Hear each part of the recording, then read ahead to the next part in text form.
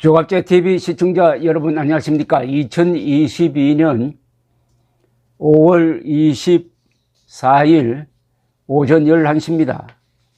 문재인 대통령이란 이름이 역사 속에서 지워지는 데는 긴 시간이 필요하지 않을 것으로 보입니다.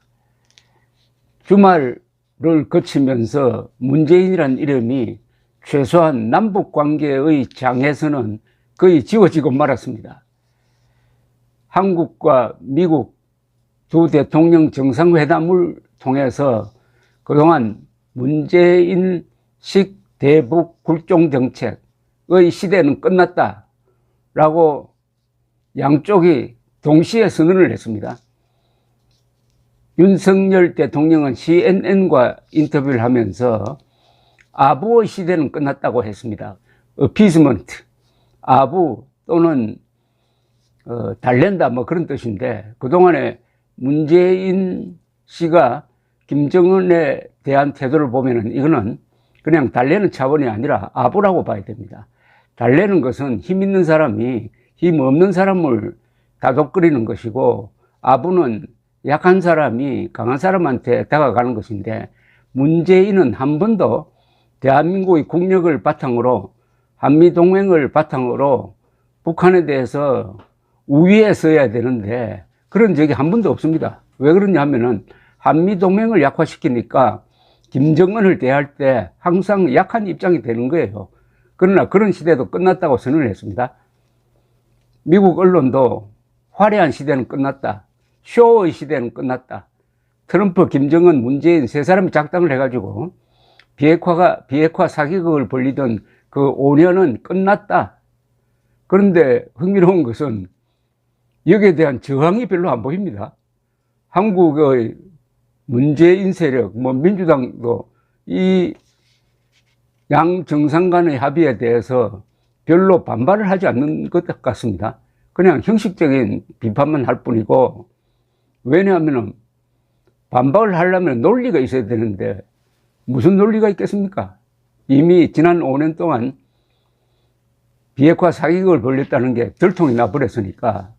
그러니까 문재인은 결국 실패한 대통령으로 기록될 것이다라는 생각이 듭니다. 어제 노무현 전 대통령 13주기를 맞아가지고 김해에 모여가지고 이게 추도식인지 출정식인지 좀 분간이 안 되는 그런 행사를 하고, 김정숙 씨는 어깨춤을 추고 했는데, 어떤 사람의 죽음을 13년 동안 이렇게 정치적으로 이용하는 나라가 어디 있을까 하는 생각이 듭니다. 자살한 대통령을 이렇게 13년 동안 이렇게 정치적으로 이용한다? 과연 노무현 전 대통령이 바라던 바였는지, 노무현 전 대통령이 추신할 때 남긴 유서는 아주 깔끔합니다. 그것과 그 뒤에 노무현 추종자들이 한 행동은 너무나 다릅니다. 그러나 노무현 전 대통령의 죽음을 잘 활용했는지 아니면 국민들이 공감했는지는 모르지만은 어쨌든 노무현 전 대통령의 그런 죽음과 문재인 정권의 탄생은 아주 직결됩니다. 그런데 그것도 이제 5년 지나니까 끝나버렸어요. 그럼 역사는 노무현, 문재인을 높게 평가할까요?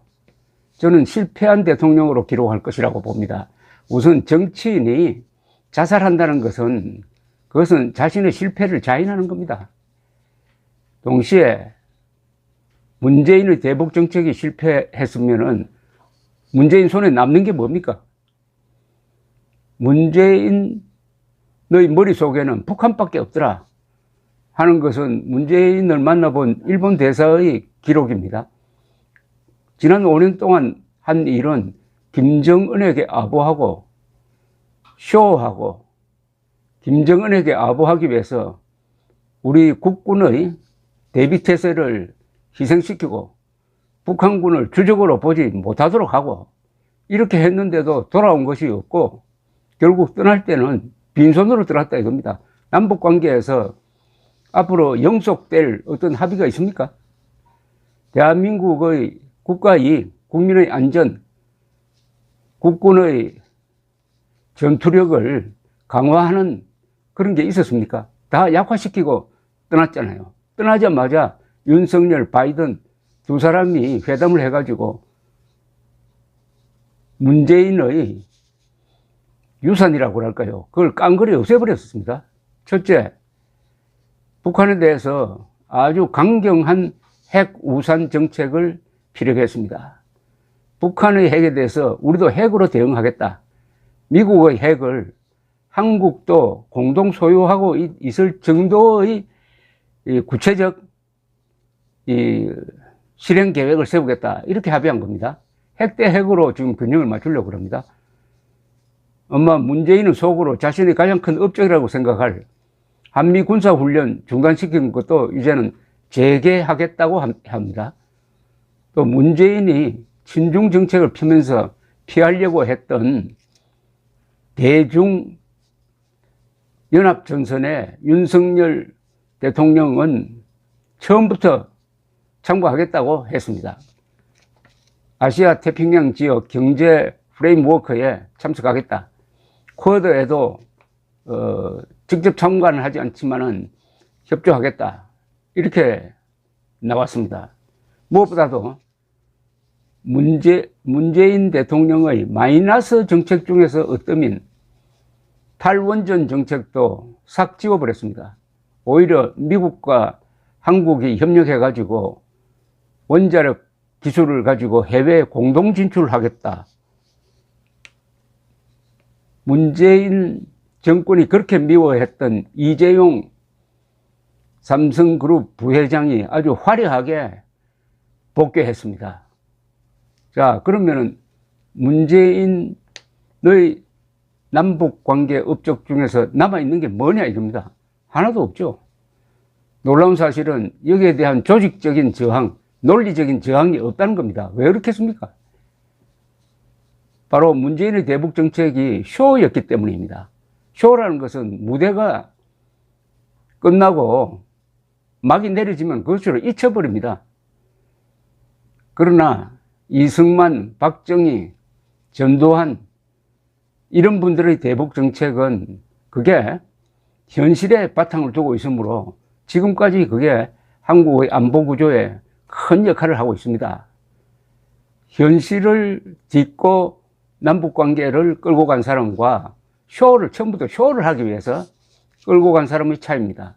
5년이라는 막이 내려지니까 잊혀지고 좀 비참하게 되었습니다. 노무현 전 대통령도 2002년 유세를 하면서 이런 이야기를 했습니다. 남북 관계만 잘하면은 다른 데서 깽판 쳐도 괜찮다. 아주 유명한 말이 되었습니다. 남북 관계만 잘하면은 다른 데서 깽판 쳐도 괜찮다. 근데 남북 관계 잘했어요. 노무현 대통령의 남북 관계는 2007년 14선은 하나로 딱 남았는데 그 내용이 뭡니까? 나중에 김정일과 노무현 대화록이 공개되었습니다. 거기 보면은 완전히 노무현이 김정일 부하처럼 행사하지 않습니까? 자기가 북한의 대변인처럼 국제무대에서 북한을 위해서 옹호했다는 그런 고백도 하고 있습니다. 결국 노무현, 문재인 두 사람은 실패한 정치인으로 역사에 기록될 것입니다. 실패한 이유는 그 두 사람이 가장 중요하게 생각했던 부분에서 실패했기 때문입니다. 어제 아무리 거기 모이고 심지어 국민의힘까지도 대거 참석하고 했지만은 그것도 결국 지나가는 것이고 행사에 불과한 것입니다. 정치라는 것은 리얼 월드에서 하는 겁니다. 리얼 월드라고 하면은 현실 세계죠. 현실 세계라는 것은 안보, 외교, 경제 또는 선거 이런 것과 같은 구체적인 행위를 통해서 정치를 하는 거지 말만 가지고 회담만 가지고 사진 찍어 가지고 그렇게 하는 게 아닙니다. 이제 꽃밭의 시대는 지났습니다. 화려한 시대는 지났습니다. 아부하던 시대는 지났습니다. 다시 한미동맹과 그리고 한미일 관계가 정상화되면서 우리 국민들도 이제 현실에 발을 딛게 되었습니다. 한반도 평화 프로세스란 말을 수십 번 들었지만 거기서 남아 떨어지는 게 뭡니까? 한반도 평화 프로세스를 해가지고 손에 잡히는 게 뭡니까? 그러나 전두환, 노태우 두 사람이 추진했던 서울올림픽의 유산은 얼마나 많습니까? 서울올림픽과 한반도 프로세스를 한번 비교를 해 보십시오. 한반도 프로세스는 남은 게 없고 서울올림픽은 너무나 많은 유산을 남겼고, 서울올림픽이 1989년 동구 공산권의 붕괴를 초래하는 큰 요인이었다. 그러면 전두환, 노태우는 성공한 거고 노무현, 문재인은 실패한 겁니다. 문재인 정권이 노무현 전 대통령의 자살을, 그 원인을 이명박 당시 대통령에게 뒤집어 씌워가지고, 그것도 지나간 사건을 가지고 수사를 해가지고 지금 이명박 대통령이 감옥에 있는데, 제가 보기에는 이명박 대통령이 한 일은 문재인, 노무현 합친 것보다도 훨씬 많습니다. 이명박 전 대통령이 시장으로서 한 일, 청계천 복원, 그리고 서울시 교통체계 세계에서 가장 편리하도록 만든 것, 재임 기간에 세계적 금융위기에 한국이 가장 잘 대처한 것, 그래야 국가적 위상이 아마 역사 당군 이래 한국의 국제적 위상이 가장 높아진 것, 여기에 시기 질투심을 느껴가지고 청와대를 떠나면서도 이명박 전 대통령을 감옥에서 풀어주지 않은 것 아닐까요? 그러나 이명박의 이름은 굵게 역사에 기록되겠지만 문재인의 이름은 지워질 것입니다. 목욕탕의 물 젖은 타일 위에 사인펜으로 쓴 이름이기 때문입니다. 감사합니다.